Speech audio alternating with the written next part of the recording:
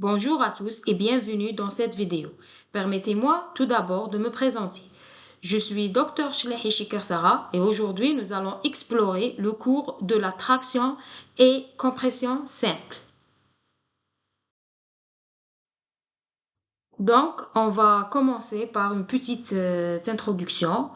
La traction ou la compression désigne des forces agissant perpendiculairement aux sections des pièces.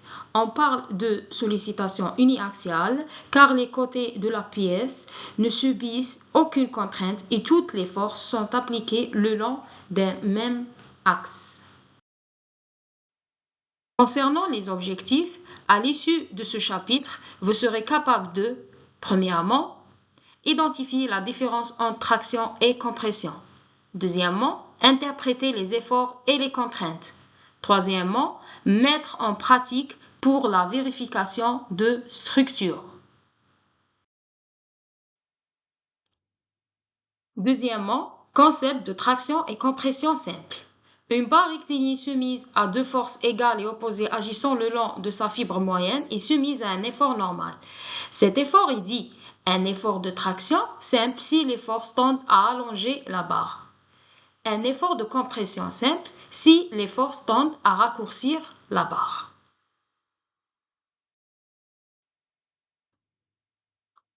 Troisièmement, contrainte normale. On considère une barre rectiligne de section A liée à un massif fixe à son extrémité supérieure. À l'autre extrémité, elle est soumise à l'action d'une force N suivant son axe. D'après le principe de l'action et de la réaction, le massif exerce une force de réaction égale et opposée à N. La barre est alors soumise à un effort normal. Sa base AB se déplace alors parallèlement à elle-même pour venir en A'B'. Toutes les fibres ont subi si l'effort est un effort de traction. Le même allongement, c'est-à-dire l'hypothèse de Navier-Bernoulli. Les sections droites restent planes et perpendiculaires à l'axe et supportent donc la même tension. Imaginons qu'on coupe la barre par un plan perpendiculaire à l'axe de la pièce pour maintenir le tronçon inférieur en équilibre. Il faut placer dans une force intérieure égale et opposée à N. L'hypothèse de Navier-Bernoulli permet d'écrire cette formule de la contrainte normale. Elle représente l'intensité de l'effort normal par unité de surface, se mesure en newton par mètre carré ou en pascal.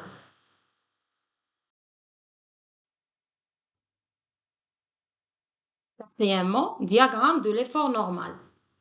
Le diagramme de l'effort normal donne la valeur de l'effort normal dans toutes les sections perpendiculaires à la membrure à l'étude. L'effort normal dans une section est la résultante des charges axiales s'exerçant sur la section.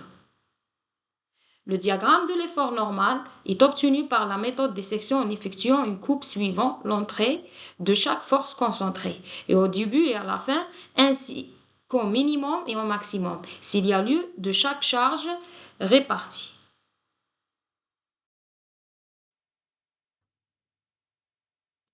Cinquièmement, courbe contrainte déformation.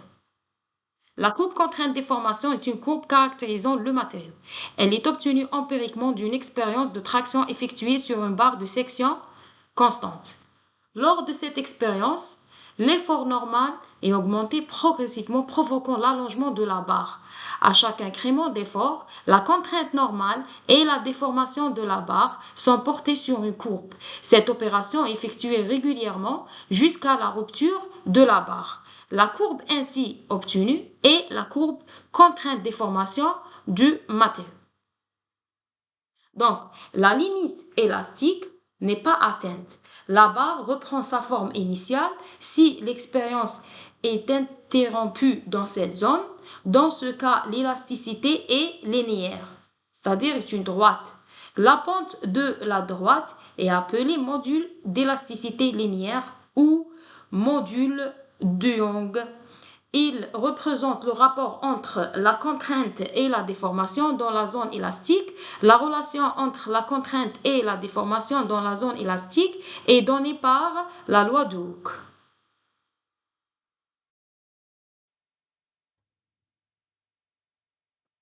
Conclusion.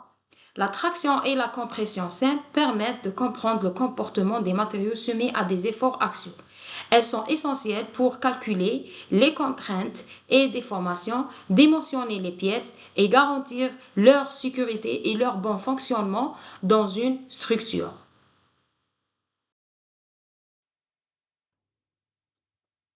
On finira alors sur l'exemple d'application avec solution. L'exemple 1, on considère une barre de section carrée notée A soumise à un effort de traction de 5 MN. La contrainte maximale admissible pour cette barre est de 20 MPa. La question, quelle est la longueur minimale du côté de la section carrée en centimètres afin d'éviter toute rupture? On commence alors par les données. On a l'effort de traction est égal à 5 fois 10 à la puissance 6 newton. La contrainte maximale admissible 20 fois 10 à la puissance 6 newton par mètre carré. On cherche la longueur du côté de la section carrée en centimètres. Donc d'après la formule de la contrainte normale et pour une section carrée, A est égal à A au carré, on impose que la contrainte normale inférieure ou égale à la contrainte maximale admissible, c'est-à-dire A au carré supérieur ou égal à l'effort de traction sur la contrainte maximale admissible. Et après les calculs, on trouve la longueur minimale du côté de la section carrée est 50 cm.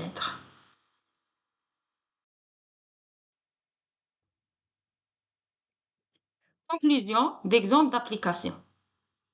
Ce dimensionnement montre que la barre doit avoir une section suffisamment grande pour que la contrainte ne dépasse pas la limite de résistance du matériau.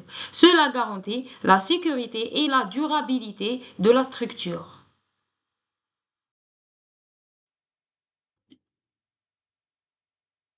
Deuxième exemple, une barre d'acier de 10 mm de diamètre reçoit une force de traction de 12 560 Nm. La première question, quelle sera la contrainte dans cette barre? La deuxième question, quel sera alors l'allongement de la barre de 5 mètres si module de Young est égal à 210 000 Newton par millimètre au carré? Donc, on a le diamètre est égal à 10 mm, force de traction, longueur initiale et module d'élasticité. On commence par calcul de la contrainte normale, où A est l'aire de la section droite de la barre circulaire est donnée par la formule P fois D au carré sur 4. Donc, d'après calcul, on trouve la contrainte normale est égale à peu près 159,9 mégapascal. Deuxièmement, calcul de l'allongement delta L. Donc, on utilise la formule delta L est égal à N fois L sur A fois E. On trouve 3,81 mm. Donc, résultat finaux, la contrainte de la barre est égale à 159,9 mégapascal et l'allongement de la barre est égal à 3,81 mm.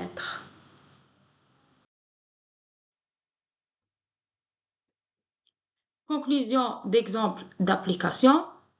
Ce dimensionnement montre que la barre d'acier résiste bien à l'effort appliqué et la contrainte reste dans la zone de sécurité sans risque de rupture.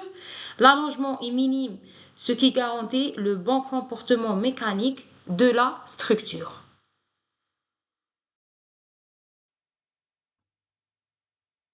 Donc, je vous remercie pour votre attention. S'il y a des questions, des commentaires, vous êtes les bienvenus et vous pouvez me contacter sur ma chaîne YouTube ou envoyer des emails au mon email que vous trouverez dans la vidéo About Video. Et à bientôt pour une nouvelle vidéo. Merci.